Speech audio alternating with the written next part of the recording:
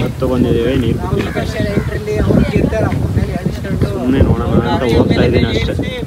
Guys ಇವತ್ತು lecture ಆಯ್ತು ನೋಡಿ ಅಲ್ಲಿ.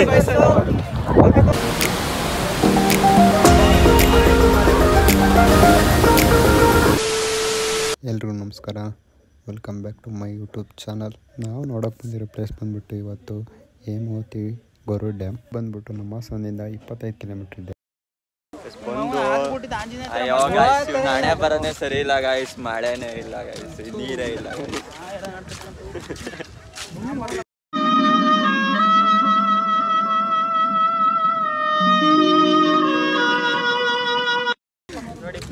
ಎರಡನೇ ಸತಿ ಬರ್ತಾರದು ಇದು. ಬರೀ 5 ವಯಸ್ಸು ನಮ್ಗೆ ಬಂದಾಗ್ಲೆಲ್ಲ ನೀರೇ ಬಿಡಲ್ಲ, ಏನು ಮಳೆನೇ ಇರಕ್ಕಲ್ಲ, ನೀರು ಬಿಡ್ತಾರೆ.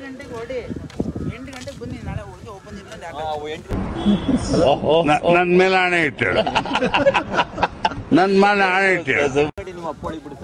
ಜಯಂತ ನೀನು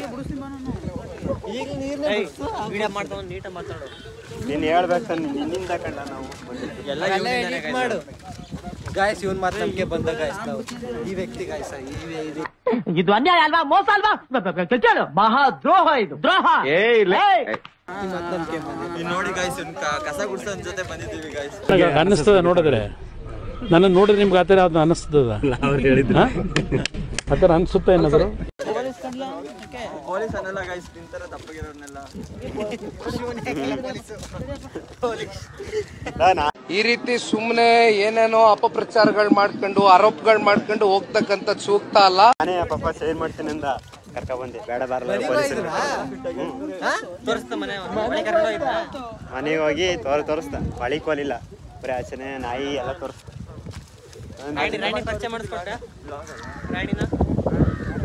ಖಂಡಿತವಾಗಿ ಹೇಳ್ದ ಗಾಯ್ಸ್, ನೀರ್ ಬಿಟ್ಟಾರೆ ಅಂತ. ತಪ್ಪು ಮಾಡಿಬಿಟ್ಟಿ, ನೀ ತಪ್ಪು ಮಾಡಿಬಿಟ್ಟಿ.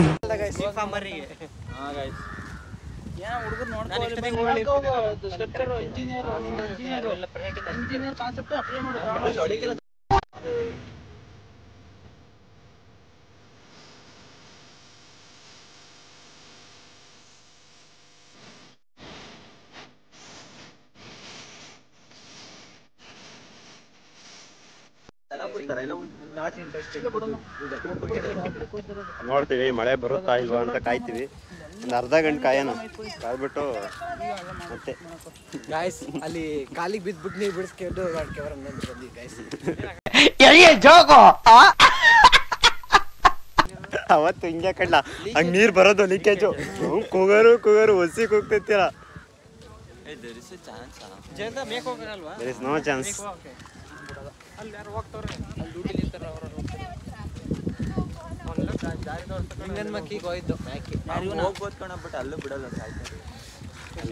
ಮೇಗಡಿಕಾರ ಬಂದಿದೆ.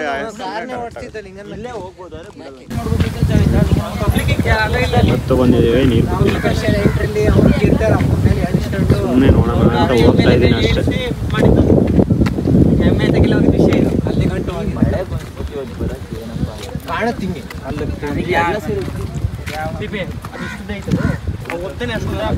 ಹೇಳ ಜಯಂತ ನೀರು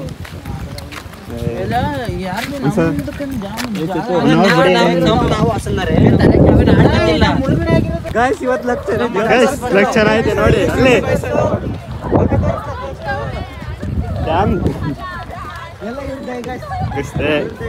ಅಂತೂ ಇಂತೂ ಸೆಕೆಂಡ್ ಟೈಮ್ ಹಂಗೆ ಹೋಗೋದು, ಸೆಕೆಂಡ್ ಟೈಮ್ ಬಂದ್ಬಿಟ್ಟು ಹಂಗೆ ಹೋಗೋದು ಅನ್ಕೊಂಡಿದ್ದೆ. ಇವತ್ತು ಚೆನ್ನಾಗಿತ್ತು ಲಕ್ಕು. ಗೇಟ್ ಓಪನ್ ಮಾಡಿದ್ರು, ಒಂದು ಗೇಟ್ ಓಪನ್ ಮಾಡಿದ್ರು. ಬಂದಿದ್ದ ಕಾರ ಒಂಚೂರು ಬ್ಯಾಗ್ ಮಾಡೋಕ್ಕೆ ಬೇಜಾರಾಗಿ ಹೋಯ್ತು ನನಗೆ.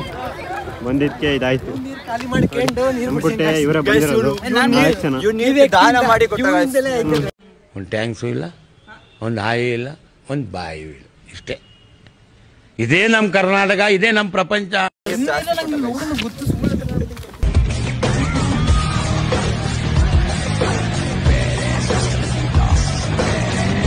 Very excited this ಗಾಯ್.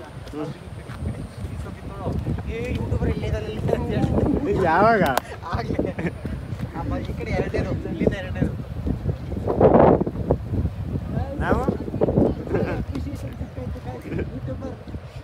ನಾವೇನ್ ದೊಡ್ಡ ಯೂಟ್ಯೂಬರ್ ಅಲ್ಪ ಇಲ್ಲಿ ಇಲ್ಲ ನಾವಷ್ಟು ದೊಡ್ಡ ಮನುಷ್ಯರಲ್ಲ.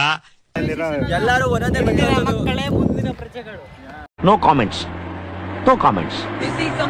ನಿಮ್ದ ದಯೆಯಿಂದ ಆಗ್ಬಿಡ್ಲಿ.